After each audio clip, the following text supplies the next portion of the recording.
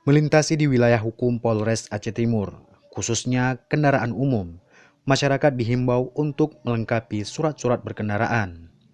Seperti yang terjadi pada Rabu siang 25 Juli 2018, sebuah mobil angkutan umum jenis Toyota Hiace terpaksa diamankan ke Satuan Lalu Lintas Satlantas Polres Aceh Timur karena terjaring razia di depan Terminal Perla. Saat dilakukan pemeriksaan, pengemudi mobil angkutan umum warna silver tersebut tidak bisa menunjukkan STNK, izin trayek, uji kendaraan dan ketentuan kendaraan umum seperti mengasuransikan penumpangnya. Namun tidak demikian dengan mobil penumpang umum yang mengangkut penumpang dari Langsa tujuan Loksmawe ini. Alhasil, mobil dengan nomor polisi BK7527 DP dibawa ke Satlantas Polres Aceh Timur. Sedangkan penumpangnya dilansir menggunakan bus Polres Aceh Timur untuk diantar ke Loksmawe.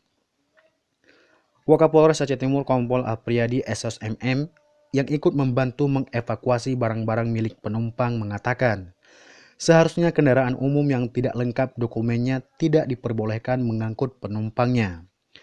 Pihaknya mengharapkan dengan dilaksanakannya penertiban ini, para pengemudi akan lebih tertib berlalu lintas dan para sopir dapat semakin sadar dan berhati-hati dalam berlalu lintas. Dari Aceh Timur, Hamdani melaporkan.